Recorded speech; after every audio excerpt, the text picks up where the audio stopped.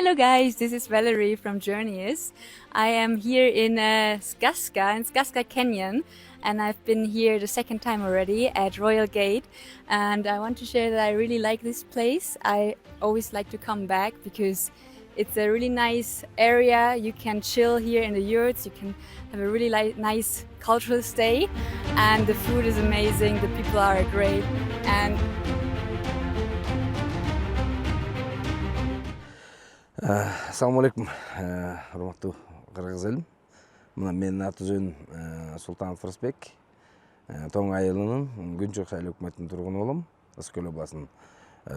Мен туризм тармагында 8 жылдан бери алектенем. Мына бүгүнкү күндө өзүңүздөр байка көргөндөй, ошо көлдүн жээгинде, мына Ысык-Көл буякта каньон Сказка деген бар, ошол жактын жээгинде, мына бул жерде боз үйчү шаарчасын ачып иш кылып отурабыз буякта. Биздин кыргыздар өздөрү көчмөн калк болуп дүйнөгө таанылгандыгына ылайыктуу. Анан биздин көчмөн калктын эмеси жашоо шарты боз үй менен өткөн да. Анан боз үй биз ошол биздин кардарлар негизгиси 80-90% чет элдик жарандар. Биздин өзүбүздүн түздөн түз мындай айтканда келишим договорлорубуз бар, ушу чет элдик кардарлар менен, немистер менен көбүнчөсү. Анан алардын келгени ушул биздин кыргыздын жашоо шартын көрүү, кыргыздын боз үйүнө бир күн жашап көрүү да. Алардын өзүнүн максаты, бир Кыргызстанга келген туристтердин максаты ошол да. Анан өзүңүздөр көргөндөй эле биз ошо азыр көргөзөйүн. Биз ошол эле кыргыздын боз үйлөрүнө эле биз бүгүнкү күндө замандын талабына ылайык биз ошолорго санузелдерин, душевой комнаталарын бириктирип койгонбуз. Анан ошонун эле негизинде биз мына бүгүнкү күндө дүйнө жүзүнө азыр таанылып отурабыз. Бүгүнкү күндө азыр 3 жылдан бери туризм боз үй менен алектенип келат. Бүгүнкү күндө 70-80 мамлекеттин кардарларын тейлеп келебиз. Именно ошо чет элдик жарандарды да. Биз мына бүгүнкү күндө мына азыр өзүңүздөр көргөндөй эң негизгиси биринчи жылы 10 боз үй менен ачылганбыз. Биздин ажообуздун демилгеси менен 2030 жылга чейин туризм тармагын өнүктүрүү деп чыкпады беле. Ошону менен биз 2023 жылы фонд развития туризма деп коет. Туризмди өнүктүрүү. Ошонун тармагында биз ошол жактан проект жазып, акча алганбыз да. Анан ошол азыр анан биз 10 боз үй менен баштаганбыз. Биздин негизгиси эң биринчи жылдагы 23 жылы 10 боз үй салганбыз.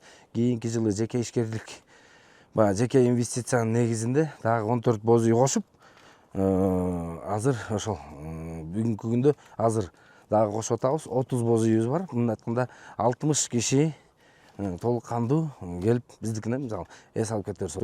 Чет элдик жарандар көбүнчөсү биздин кыргыздарда эле болушу мүмкүн, экиден үчтөн. Бирок чет элдик жарандар кандай болбосун 1 же 2 гана киши бир боз үйдө жайгашат да. Анан азыр ушул бул жакта биздин өзүбүздүн ресторан, мурекил туризмди өнүктүрүү фонду менен биз мына мурекин салганбыз. Анан биринчи жылы мурекин баштаганбыз. Анан 10 боз үй салганбыз. 10 боз үй. Анан кийинки жылы уже жеке ишкерлердин немесин демилгеси менен, жеке инвестиция менен 14 боз үй коштук. Азыр быйыл дагы 6 боз үй кылып, дагы 6 боз үй кошуп атабыз да. Жеңил курулушта ал жактын немеси менен. Анан бул жерде бизде азыр 80 кишиликтүү мына чакан рестораныбыз бар. Бул жакта мына бүгүнкү мына кирип келген. Мына бул жерде өзүнө айткандай көчмөн маданият борбору Royal Gate Кыргыз Республикасынын туризм өнүктүрүү фонду менен 2023 жылы августта ачылганбыз. Мен өзүм ушул жерде жакын жерде жашайм. Бул жакта биз бул өзүбүз туризм тармагында 8 жылдан бери алектенебиз. 8 жылдан бери 4 жыл биз өзүбүздүн үйүбүздө эле туризмге ылайыкташтырып, экинчи этаждын шарттарын куруп, биз 4 жыл ошол туризм тармагында үйдө иштеттик. Андан кийин коронавирустар болуп калды ортодо. Анан корейстер менен иштешип калдым. Анан ошол убактарда өзүмдө гидде болуп жүрдүм. Анан ошол убактарда мен ушу боз үй келген туристтердин агымы бүт эле бир күн жок дегенде боз үйгө жатышат да. Ошонун негизинде эле анан биз деле келинчегим экөөбүз чогуу кеңешип отуруп, анан боз үй салалы болуп калдык. Анан боз үйгө кандай кылабыз? Боз үйгө ортосуна шарттарын киргизели. ошонун негизинде эле баягы баасын көтөрүп коебуз болуп, ошонун негизинде биз баягы тияктан бияктан баягы акча булактарын издедик. Өзүдө баш шарт болбогондугуна байланыштуу биз ажообуздун демилгеси менен жана ачылып калган баягы фонд развития туризма ошол жактан долбоор жазып өткөрүп, анан ошонун негизинде алар биздики карап туруп, полностью бүт биз идеябыз жакты, полностью бүт баарын карап туруп, шарттарын карап туруп, алар колдоду. Бул жакта биздин жайкысын баягы балдар кыздар отурат биякта. Бүгүнкү күндө азыр ушул биздин эмеде мына 15 киши толук бир сезондо мисалы 6 ай 7 ай отурабызбы, баягы 15 киши биздин айылдын эле өзүбүздүн эле башка жактан келбей эле айылдын эле кишилери 15 киши иштейт. Бүгүнкү күндө мына азыр 15 кишини толук кандуу мындай айтканда жумушка алып, жумушка орношуп 15 семьяны дагы мындай айтканда жумуш менен капсыз кылдык десек болот. Анан бул дагы жеңил курулуш да, өзүңөр көргөндөй бүт пена менен металл каркас менен чогулган. Бул металлды жабыш үчүн полностью мал менен эле жайында эле иштейт жайкы сезондо. Эми негизгисинде баягы биз толук кандуу 12 ай иштетели дегенбиз, 24 аттын. Анан азыр өзгө шартка байланыштуу кышкысын өзү агым аз. Анан бул жакты баягы боз үйлөрдү жылытып, кармаш мындай айтканда кымбатыраак туруп калат экен да. Анан эми Кудай буюрса келечекте азыр ошол баягы жанагы күн нуру менен жылытма печкаларды, тип немелерди коюп, ошондой иштетсекпи деген оюбуз бар. Анан азыр пока 2 жылдан берки немебизде иштебей эле да. Анан мына бул жерде баягы бүт шарттар менен бул жак болсо биздин тамак жасаачу жайларыбыз. Бул жак баягы ажааткана полностью бүт эмес менен. Анан бул жакта өзү мына көргөндөй кыргыздын немеси менен чоң боз үй. Бул жак панорама мындай айтканда көрүнүшү панорама болуп биякта атайын 80 кишиликтүү. Келген кишилер эле ушул кардарларыбыз бүт эле ошол эң негизгиси ушу биздин могу ысык көлдүн көрүнүшү менен бул жакта күн батып атканы менен ушул жака отургусу келет да. Анан эми азыр бул жерде биздин негизгиси бул жерде эң негизи жана биздин ажообуздун эмесине мыйзам чыгарбады беле. Бүт эс алуучу жайлар саркындуу суу, саркындуу тазалоочу жана суулардын эмесинде биринчи эң биринчи мага жаккан идея ошол болгон да, саркындуу суу. Анан биз койгонбуз. Биздики азыр бүгүнкү күндө саатына 20 куб, мындай айтканда 150 күчүлүктү чоң саркындуу суу, сууну тазалоочу немебиз бар, аппараттарыбыз. Мунун баарын сукарат. Потому что бул жакта суу жок, бул жака 2 километрден суу келет. Өзү тартып келгенбиз 2 километрден. Бул тегеректе суу жок болгондугуна байланыштуу. Анан суу тартыштыгына байланыштуу саркындуу суу менен жерлерди сугарабыз да. Бул айда чыгып кете берет турбайбы бияка? Мына бул жагы менен кирип чыгып, бул жагы менен. Анан көптөгөн мына биякта ардак грамоталар сиздердин алган наамда сыйлыктар экен бул. Биз багы Ысык көл Ыйгар Мукуктуу өкүлүнөн да алганбыз. Мына бул жакта ошоки ардак грамоталар.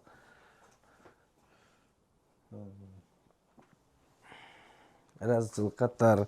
Анан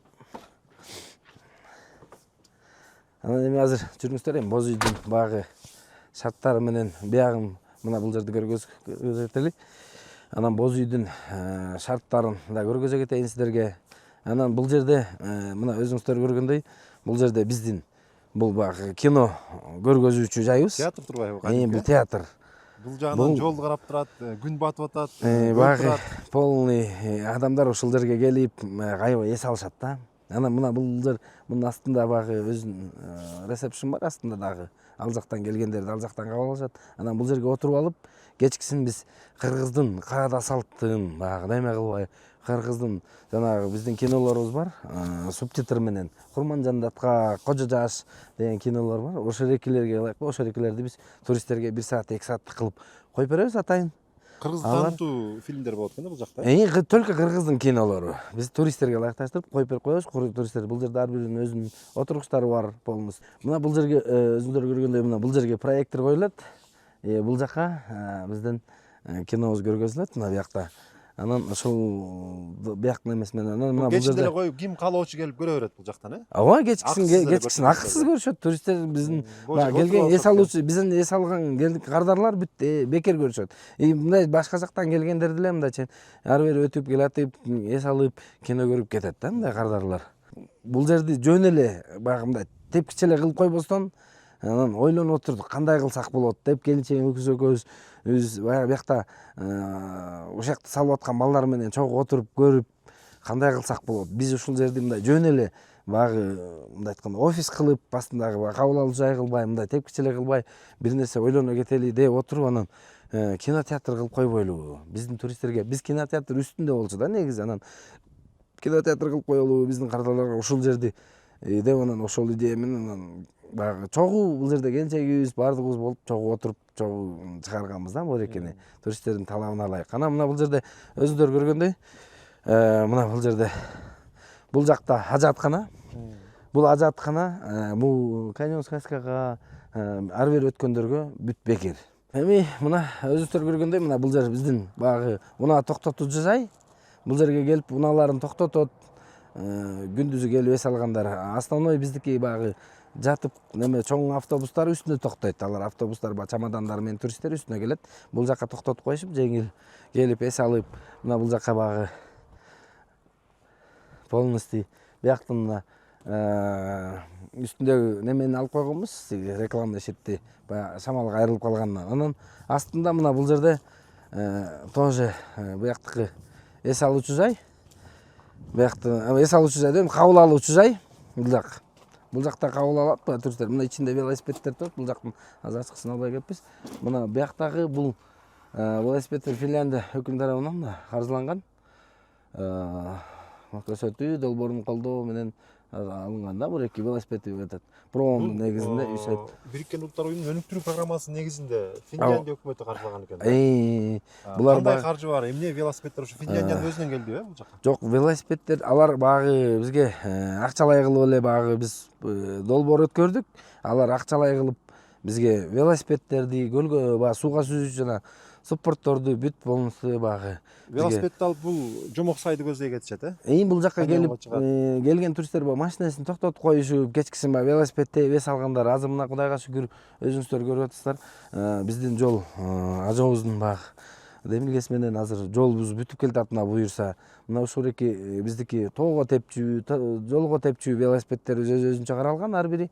Анан жолго тебишет, келип балдары менен эс алып, машинесин токтотуп коюп велосипедтер менен. Мына бул жер велосипедтерди баягы токтотуучу жай. Велосипедтерди, велосипедди баягы бияка токтотуп коюп стандарттар менен салынган экен да бул эми. Болгон биз ушу баягы туристтерге эң негизгиси ушу туристтерге ылайыкташтырып салганбыз да бул жерге. Ушу кардарларга, бизге келген кардарларга эң негизгиси баягы ылайыктуу болсун депчи. Анан бул жерде мына ажатканабыз, ар жагында саркынды суусу, полностью бүт шарттары менен азыр каралган да биякта полный. Кудайым буйрса, дагы алдыда максаттарыбыз бар, ойлорубуз. Ушу турду келген кардарларга мындай аябай ыңгайлуу, эмне ыңгайсыз жерлерин баарын Кудайым буйрса чечип келатабыз. Ошол ыңгайлуу жерлерин бүт түзсөк деген максаттабыз да. Так, мына бул жерде секиче жайы бул эки. Анан буга чыгып биздин туристтердин эң сүйүктүү жайы десем болот да. Бул жерге келишет. Мунун үстүнө чыгып баягы мындай айтканда толук кандуу көз жүгүртүшөт да. Бул жерде байкоо көргөзүп мына өзүңүздөр азырда мына бияка чыгып, бияка чыкканда уже биздин толук кандуу мына бүгүн боз үйлөрүбүз бияк полный баягы бүт көрүнөт десем жаңылышпайм да. Бу жерден баардык алаканга салгандай көрүнөт турбайбы? Анан бул жерде багы мына азыр Кудайга шүгүр өзүңүздөр көргөндөй мына жолда бүтүп калды буюрса. Мына бул жердин баары шарттары ыңгайлаштырып азыр биздин жакшы шарттарды Кудайым буюрса астыда жакшы иштер бар, ойлор бар, макул максаттар бар. Мына бүгүнкү күндө эле азыр 14-15 кишини жумуш орун менен камсыз кылабыз.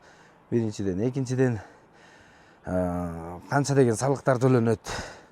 Мына бул жерде бир жылда эле 1,5 миллионга чукул салык төлөнөт биздин немеденчи бияктан. Жакшы мына биякта да өзүңүздөр көргөндөй дагы боз үйлөр салынып атат шарттары менен. Бул жерде сиздердин пляж каралганбы, жокпу? Жок. Эми Бирок түшө беришет окшойт бул жакта. ооба, бул жерге келгенде кардарлар мына бул жагы менен тиги жол менен өтүп түшүшөт бул жака. Бут эле анан бул жерде жака түшсө боло берет да могу түшсө. ооба, эми азыр бул багы көлгө түшүү пляждын баары эле багы общий эле да. Бизде негизи эле Тоң районунда бизде өзүңүздөр байкагандай бул жакта кар аз, мындай айтканда 1-2% гана жаайт деп айта алам. Анан мурун биз жаш кезде чана тээ ойночубуз. Кийин акыл эс тартып уже неме болгону карды эле көрбөй калдык. Баягы чана теппей калдык десем болот да. Анан азыр бизде багы бир эле боз үйдүн немеси менен эмес, бул жерде мисалы бизде жанагы кыргыздын келген туристтерге кыргыздын кийиздерин, бүркүт салмай, салбурун оюндарын көргөзөбүз. Анан кийин кечкисин ансамбль кыргыздын жанагы болгон инструменттери менен болгон немелери менен концерт, биздин өзүнүн балдары бар, атайын айылдын балдары келип концерт беришет.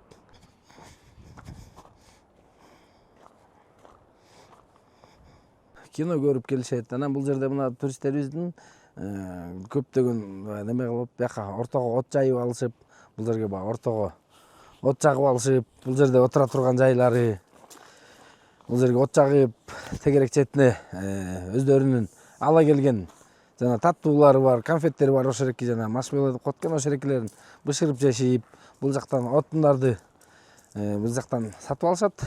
Анан бул жакка келип от жагып, бул жакта отурушат, атайын бүт немелери, туристтер ылайыкташтырып 20-30 кишиге чейин батат. Бул жерде баягы өздөрүнүн музыка коюп алып, концерт кылып алып, бул баягы көлдүн мээни эс алдырып, бул жерде көлдүн немесинде көлдү карап отурганга туристтерге аябай ыңгайлуу бул жерде. Анан бул жерде да сыртында да биздин баягы навесибиз бар, бул жерде дагы тоже өзүңүздөр көргөндөй бул жер 20-30 кишиге ылайыкташтырылган. Алар да баягы түшкү тамактануусун ошо эчтен кылышат көбүнчөсү эле бул жерде. Анан бул жерде мына селкинчегибиз, туристтер бирин экин селкинчектеп бул жерде отурушат. Анан азыр жүрүңүздөр, эми биз сиздерге баягы боз үйдүн Бул боз үй мына кирбей туруп айтсаңыз, эки боз үйдүн ортосунда дагы бир кошумча имарат турат. Бул эмне? Мындай айтып бул эки боз үйдүн ортосундагы имени азыр ушу көргөзө кетейин ошерекилерди. Бул эки боз үйдүн, биз боз үйдү кескилеп, биз эшик чыгарбастан, ар бирине биз өзүнчө баягы неме кылбастан, боз үйдүн көркүн кетирбестен өзүнүн эшигин калтырып эле, анан ортосуна биз азыркы замандын талабына ылайык шарттарды курдук десем болот. Бул жерде баягы ушул жерден кирет. Биздин боз үйлөр, мына боз үйлөргө бул жерден кирет. Бул жерден кирип, мына өзүңүздөр көргөндөй бул жакта баягы ажаткана, кол жууп биякта неме кылат. Анан бул жерде бул жагы болсо баягы душевой комнаталары. Анан бул жак биздин мына кыргыздын эле нукура боз үйү. Бул кыргыздын боз үйү. Чет өлкөлүктөр ушул жакта уктайт. Чет өлкөлүктөр ушул жакта укташат. Чет өлкөлүктөр бул негизгисинде аябай баягы жакшы көрүшөт. Ушул кадимкидей негизгиси баягы боз үйдө бул дем алып турат да, боз үйчү. Аябай айтышат да, сен мындай айтканда, үйдө уктаганга караганда боз үйдө уктаган табигый материалдар эми кийизден, жүндөн, жыгачтан эле дем алып турат, аба алмашып турат. Ошого байланыштуу туристтер аябай жакшы дем алышат. Анан муну курууда дагы ошол туристтердин дагы сунуштары эске алынабы? Мисалы муну боз үйдүн эле чыга беришинде дааратканы керек. Ошондон улам салынган го бул, Ошол баягы туристтер менен жана башында айта кеткендей, мен туристтер менен баягы гид болуп иштеп жүрдүм. 8 жылдан бери баягы жүрдүм, туризмдер менен иштеп жүрдүк деп атпаймынбы? Ошого ылайыкташтуу туристтер, келген туристтер бүт эле ажаткана сурашат да. Баягы алар баары эле мисалы бул жерге баягы боз үйлөрдү коюп туруп эле баягы өзүнчө алысыраак кылып ажаткана куруп койсок деле болмок. Бирок туристтердин талабы ар бир баягы өздөрүнүн жашаган жеринин ичинде, комнатасында, андай айтканда, ажаткана болсо деп талап, ошорекини көбүнчөсү азыр бүгүнкү күндө ошону талап кылышат да. Анан ошого ылайыкташтырып, биз ошону ойлонуп отуруп, биз боз үйдүн көркүн кетирип кескилебестен, анан бул жерде эле баягы эшикти ачып бириктирип койгонбуз да. Бул эки боз үйдүн ортосуна, бул жерде мына бул бир өзүңүздөр көргөндөй, мына бул бир боз үй, бул жагында бир боз үй. Эки боз үйгө эле, эки боз үйгө бир кылып салып койгонбуз. Бул бизге биринчиден баягы акча каражатынан да кичине бир аз үнөмдөдүк десем болот. Анан бул жерге чыгып алып, өздөрүнүн столдорун алып чыгып алып, бул жерде отурушат туристтер. Анан бүт мына өзүңүздөр көргөндөй бул жерде дорожкалардан бери мына баса турган жерден бүт тактай менен ылайыкташтырылып, астына баягы өзүнүн ПВХ эле шлангелерди жаткырып, үстүнө мынакилерди койгонбуз да. Бул жер шартына ылайыкташтыруу мындай баягы кыйшык болсо дагы бүт неме болгон да. Натуралдуу Анан продуктлардан жасалган. жана айта кеткендей эле бул жер баягы Royal Gate деп аталат дебедимби? Royal Gate негизгисинде бул жер өзү баягы царский, мындай айтканда хандар базасы деп аталчу. Ошону эле биз баягы туристтер, биздин кардарлар 90% баягы чет элдик жарандар болгондугуна ылайыкташтырып, биз Royal Gate деп атап койгонбуз да. Royal Gate азыр мына бүгүнкү күндө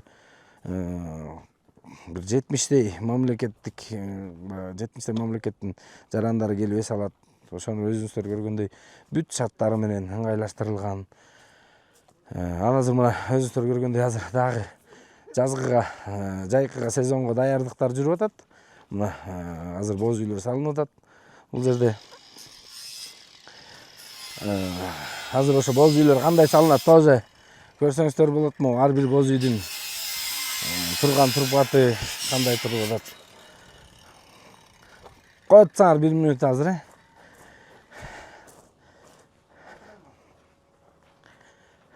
Мына азыр Бул боз үйдүн каркастары туруп аткан турбайбы? Бул менчик толугу, боз үйдүн мына мореки боз үйдүн астына мунун үстүнө боз үйлөр тургузулат. Мына азыр боз үйлөр мына бул жерде өзүңүздөр көргөндөй мына боз үйлөрдүн асты. Азыр ошо 4 боз үй дагы 6 боз үй 30 кылып 6 боз үй куруп атабыз. Азыр ошонун негизинде мына өзүңүздөр көргөндөй бул боз үйдүн бул куралышы асты 5 метрби, кандай бул диаметр? Бул 5 метр, 65 4 канаттык боз үйлөр, 65 баштык, анан мореки 5 метр. Баягы узун туурасы мореки. Именно биздин өтө чоң эмес, өтө кичинекей эмес, чакан боз үйлөр да булар. Именно баягы 2 кишиликтүү, 3 кишиликтүү кылып ылайыкташтырылган туристтерге. Анан бул рекелерди коюп туруп, анан үстүнөн уже боз үйлөрдүн мунун үстүнө тактайларды коюп, полдоп туруп, анан уже үстүнө боз үй тургузуп кетебиз да мунун. Үстү дагы темир каркас мененби боз үйлөр? Жок, биздин жыгач боз, кыргыздын нукура жыгач боз үйлөр. Кадимки эле жыгач. Кадимки эле жыгач боз үйлөр. Бул асты экен да, полу. Бул асты, основасы мындай айтканда полу. Үстү каяктан жасалып атат боз үйдүн өзү булар? Боз үйлөр биздики Кызыл Туудан заказ берилет. Бизде бир эле баягы Кыргызстанга таанымал бизде бир эле жерде жасалат да боз үйлөр. Кызыл Туудан жасалып атат боз үйлөр. Бүт мына Кызыл Туунун боз үйлөрү, морекилер. Сырты ичи кийиз, бул сырты болсо баягы жамгырга ылайыкташтырып эле бул таарларды кийгиз койгонбуз. Мунун ичинин баары өзүңүздөр жана көргөндөй кыргыз боз үйлөр толугу менен. Булар эмне? Мына бул жерде азыркы мына морекил эле основаны эле, мына мореки азыр биз. Бунун эки четинде эки боз үй туруп калат турбайбы анда? Мына бул жерге азыр мореки жасалып аткандар мына бул жагына турат, бирөөсү үй жагына турат. Бул азыр жасалып аткандар. Бул өзү мына асты багы пескалоктон тургузуп туруп, бул үстү жеңил курулуш менен тургузулганда. Буреки ичинде жанагы эле шарттар киргизилет мунун ичине. Бул кирген жагы мына бул жерде бул жагынан кирет. Бул жакта баягы ажатканасы, кол жугуш жагы, ажаткана, душевой комнаталары. Анан бул жакта болсо бул жанагы боз үй турат. Бул жерде. Жайгашкан жерибиз Тоң районунда, Каньон Сказканын жанында кире беришинде десек болот. Анан участок 1,5 гектарда жайгашкан. 1,5 гектар мореки багы мындай айтканда кунарсыз керектүү жер, кереги жок жерлерди биз бүгүнкү күндө мына иш кылып 1,5 гектарды оңдоп түзөп азыр бул жерде мына ошол өзүңүздөр көргөндөй жашылдандырып быйылкы азыр 3 жылдан бери бул жерди ишке киргиздик. Мындай жерлер көп эле азыр аябай көп да. Анан ошонун баарын азыр ушу бизге окшогон чек ишкерлерге шарт түзүп берилсе бүгүнкү күндө көп эле ишкерлер мага окшогон жаштар иш кылат эле. Азыр ушу багы Кудайга шүгүр бүгүнкү күндө мына азыр ажообуздун демилгеси менен азыр жакшы эле иш кылынып атат десем болот. Бир эле туризм тармагында эмес, азыр баардык тармакта ошол иш жакшы жүрүп атат. Кызуу Кыргызстан мисалы өнүгүү жолунда десем жаңылышпайм да. Туризмдагы азыр мына бүгүнкү күндө Кыргызстан аябай былтыр 3-чү орунга чыкты эле. Баягы посещаемость боюнчачы келген туристтердин агымы боюнча быйыл 2026-жылдагы көп санда баягы туристтер келерине күтүлүүдө. Азыркы күндө алдын ала баягы прогноз, спростор баягы талаптарга алынат эмеспи. Анан бүгүнкү күндө ошо Кыргызстанга келе турган туристтердин агымы дагы жылдан жылга көбөйүп атат. 2026-жылы азыр аябай көп десем болот. Анан уже алдын ала баягы бизден месталарды сурап алдын ала брондоп коюп атышат да. Биз мынчанчы числода келебиз, мынча киши менен келебиз деп балар алдын Көбүнчөсү ала. каяктан брондошот? Көбүнчөсү азыр бизге биздин Кыргызстандын ичиндеги агентстволор чыгып атат. Анан көбүнчөсү биз баягы түздөн түз иштешкендигине байланыштуу бүт баары эле баягы түздөн түз сайттар менен өзүбүздүн баягы мындай айтканда социалдык тармактар менен ошолор брондошот да. Тай. Кел.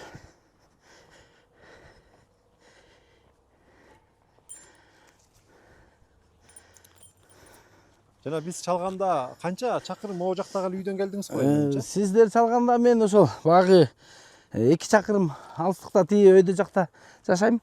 Анан сиздер чалганда ошол жактан ат менен келдим. Анан эми багы аттарды биз өзү кыргыз ат минип чоңойгон эмедикпи.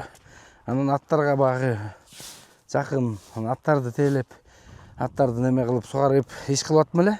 Анан сиздер чалганда Суу дагы ошол жактан келдиби? Таза суу. Таза суу ошол жактан келген. 2 километр. Ошол 2 километрди бул жака мындай жердин асты менен 1 метр жердин астында тоң бошко ылайыкташтырып 1 метр кылып көмүп келдик ал жакты. Ал сууну ал жактан келген себеби бул жактан 2 жолу чукуттук. Баа суу көрөлдөп 80 метрге, 56 метрге, 33 метрге үчөөнү тең көрдүк. Туздуу суу чыгып туруп алды да. Анан аябай эле туздуу. Көлдөн дагы ачуураак болуп калды. Анан уже бияк проект башталып кетти. Уже артка жол жок болчу да. Анан биз кандай кылабыз, суу ташыйбызбы деп анан көптөп ойлонуп отуруп анан атабыздын акыл насааты менен атабыз айтты, үйдөн эле сууну бияктан тартып баргыла депчи. Анан азыр үйдөн тартып келдик да сууну. Анан эми азыр сиздерге жана айтмакчы ушу туристтерге ылайыкташтырып биз атканага да салдык деп эдик беле. Азыр ошол аткананы көргөзүп коеюн сиздерге. Азыр атканага чейин электр тогу жөнүндө да айтсаңыз. Аткана трансформатор бар экен бул жакта. Бул жерде бул өзүбүздүн жеке менчик багы 100 киловаттык трансформаторубуз бар. Анан бул жерге ошо жердин асты менен кылып шарттарына ылайыкташтырып атканага свет, суу бүт шарттарын кылып алып барганбыз бул жерде.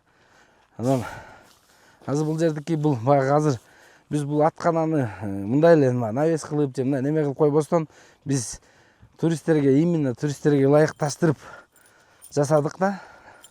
Эмнеге дегенде туристтер келип аттарды өздөрү тамактандырып ар жак немелерин кылып анан өздөрү каалаган аттарын, өздөрүнө жаккан аттарын тандап минип кеткенге ылайыкташтырылдык да. Биякпы бүт шарттардын баары азыр өзүңүздөр көрөсүздөр, өзүңүздөр көрүп аласыздар да азыр. Боз үйдөн бул жака 100 метр биздин атканага. Ана аткананын азыр болгон шартын болгон сиздерге проектин көргөзө кетели.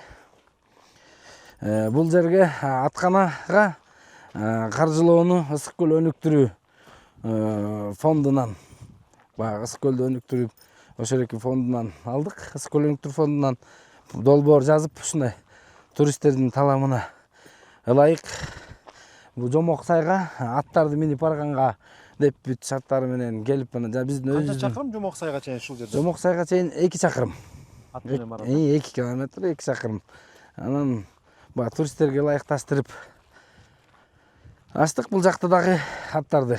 Азыр өзүңүздөр мына Аргымак арена деп бул жерде бүт шарттары менен аттардын породасы жергиликтүү эле. Аттардын породасы именно биздики өзүбүздүн кыргыздын аттары. Мондай кичинекей багы ажообуз айткандай кичинекей эшекке окшоштур. Бирок тоо ташка биздин баягы аябай ылайыктуу аттар да чарчабайт.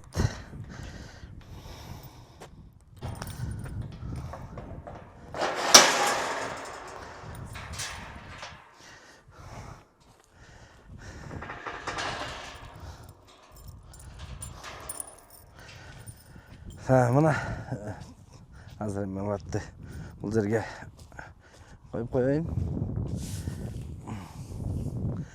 Өзүңүздөр көргөндөй мына бул биздин проекттин долбоору. Кандай болуп, кандай жайгалыш керек. Бир эки ливада аттар ичинде баягы жаңы үйрөнчүктөр келип, мунун ичинде минип, анан бул жакта азыр ошо жашылдандыруу быйыл күзүндө ачылдык, өзү октябрда. Анан эми жашылдандыруусун быйыл жүргүзөбүз. Мына бул жакта аткана, анан бул жерде полностью шарттар менен бул жака унак токтоткуч жайлары полный эмес менен. Анан бул жактыкы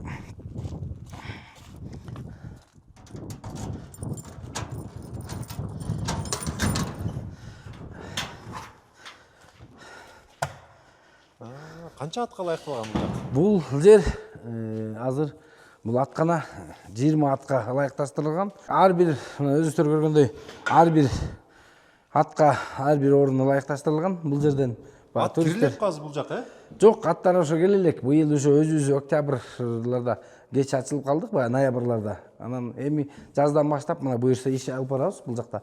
Мына бул жерде аттарды тамактандырып, ар бир атка өзүнүн шарттары менен коюлган. Анан тигил жерде азыр туристтер өздөрү карап, өздөрү токуп, токумун өздөрү алып чыгып минип кетет экен да бул жакта. Бүт өздөрүнүн ар биринин өзү ошо туристтерге кайсыл ат ылайыкташтыруу, кайсыл ат жакты өздөрү ошону алып кетет да. Ошого ылайыкташтырып салганбыз. Анан бул жерде Аттар өзүңүздөрдүкү же жергиликтүү элден аласыздарбы аттарды? Жок, аттарды ошол Ысык көл өнүктүрүү фондун каржылап, аттары менен толук. Ошо 20 атты да алып берген. 20 атты да алып берген. Бул жерде биздин эр токумдар турат. Эр токумдар азыркы учурда үйдө бүт аттар менен. Анан ар бир туристке ылайыкташтырып, башына шлемдери полностью. Анан мындай буттарына кийип, өздөрү эле азыр неме кылып алып, буттарынан сыртынан кийип алып, бурекилерин краги деп коет бурекини. Полностью шарттары менен каралганда, бул шлемдери, крагилери. Анан бул жерден азыр мына көргөзө кетели. Бирөөсүн айтсаң го. Мына биякта ат майдан багы оюндары ушул жакта жүрөт. Мына бул жерде өзүңүздөр көргөндөй бул жактыкы бүт багы корулган. Мунун ичинде жанагы атты минип жаңы үйрөнчүктөр ушунун ичинде ары бери бастырып ушул жакта болот. Мына бул жакта биздин жана ат оюндары болот. Улак, кызгумай оюндары ушул жакта жүрөт. Бул жерге кардарлар бул жерге көрүп алып, жай күн ысык дебей, жан жаап атат дегенге неме кылбай, бул жакка отуруп алып, бул жактан Быйыл ишке түшөт экен да буюрса бул жак. Кудайым буюрса, азыр ошол багы апрелден баштап бул жак ишке кирет, Кудайым буюрса. Анан бул жакта азыр толугу менен ошол багы бүт ушу жашылдандыруусу калды. Калганы толугу менен буюрса бүттү десем болот да. Ат спорту деп коебузбу, же ат менен эс алуу боюнча кандай идея болуп калды бул? Чет өлкөдөн көрдүңүзбү буну? Жок, бул эми биз багы боз үйдү баштап атканда эле негизгиси кыргыз боз үй менен ат менен неме кылган эмеспи. Анан ошо экен эле биз бул жерге ат оюндарын атты киргизбесек болбойт деп, анан ошо эрекини биз биринчи каржылоодо боз үйлөрдү салганбыз. Андан кийин шартыбызга байланыштуу багы каржылыгыбыз токтоп калганына байланыштуу анан кийин уже Ысык көл өнүктүрүү фондунан сурап каржылоо. Анан ошол жакка долбоор жазып, сураса эле бере бербейт да алар дагы. Ооба, долбоор жазып, алар карап, комиссия карап, чын эле багы биздин боз үйлөрдү көрүп, бүт алар дагы карап чыгып, туристтерге чын эле баягы талаптарын ылайыкташтырып, бүт баардыгын карап чыгып туруп, анан кийин берди да алар деле. Мына бул жерде бул өзүңүздөр көргөндөй туристтерге ылайыкташтырылган. Туристтер баары эле мине албайт да. Анан бул жерге чыгып, атты жакынап келип, мунун үстүнөн ат менен чыгып туруп анан баягы минип алганга да атайын бүт ылайыкташтырып туристтерге жасаганбыз. Ошол эми анан баягы айта кетчү нерсебиз деле ошол баягы биз туризмди мына ошол өнүктүрүп атабыз. Кыргызстанда мына ушу 8 жылдан бери туризмди тармагында толугу менен 8 жыл болду иштеп жүргөнүбүзгө. Азыр дагы Кудайым буюрса Кыргызстанга мына салымыбызды кошуп атабыз. Азыр да ойдо астыда ойлор бар. Жакшы максаттар бар. Ошолерди буюрса ишке ашыра деп атабыз. Биз бир эле жергиликтүү баягы жергиликтүү бир эле чет мамлекеттиктин кардарларын тейлебестен бүгүнкү күндө мына биздин жергиликтүү шарт түзүп жергиликтүү элдерге дагы ошо шарт түзүп жергиликтүү элдерди да эс алдыралы деген оюбуз бар да. Бул туризм менен алектенүү сиздин бул кыялбы же ушул көлдүк болуп калган үчүн жазып атасызбы? Туризм менен Ошол алектенүү боюнча билим алдыңызбы? мен өзүм жок, мен өзүм экология жагынан эме кылгам, илим алып. Анан бул иш мен жөн гана биз үйдө жашап, үйдө жүрүп, биз үйдө жашап атып, анан бир күн эле жөн гана отурсак, туристтер келип калган да үйгө. Үйгө эле? Үйгө жөн гана жатып алсак болобу деп. Анан ошолор менен Ошол кайсы жылы эле ошол? 2017 Күтүүсүз сиздердин бул могу сарай жакка барып атасызбы? 2017-жылы күтүүсүдөн 2 киши келип калат. Аялы күйөөсү. Австралияликтер. Анан ошолор менен сүйлөшүп олтуруп, анан биз ошондо как раз баягы үйдү ремонт кылып атканбыз. Анан аларды неме кылып, анан келинчегим айтып калды, ушундай чет элдик сайттар бар. Ошолорго келүүстүн кылып туруп регистрация кылып көрөбүз деди. Ага чейин туристтер менен иштөө ойдо деле жок, эч кандай. Ага чейин жок, ойдо деле жок болчу. Ага чейин биз өзүм мен жеке ишкер болчумун. Шаарда баягы өзүм швейный немелерди швейный жагында иштетчүмүн. Анан өзүмдөн акча алмаштыруучу жайларым бар болчу. Анан ошол жагын иш кылчумун. Жеке ишкер болчумун. Шаарда иш кылып. Анан биз ошол бул жакка келип калып, анан келинчегим экөөбүз. Анан как раз коноктор, чет элдик коноктор да келип калып, ошолор менен баарлашып сүйлөшүп отуруп, анан биз ошондон анан баштап кеттик да. Анан келинчегим үйдү регистрация кылды, анан үйгө ошо талаптар көбөйө баштады.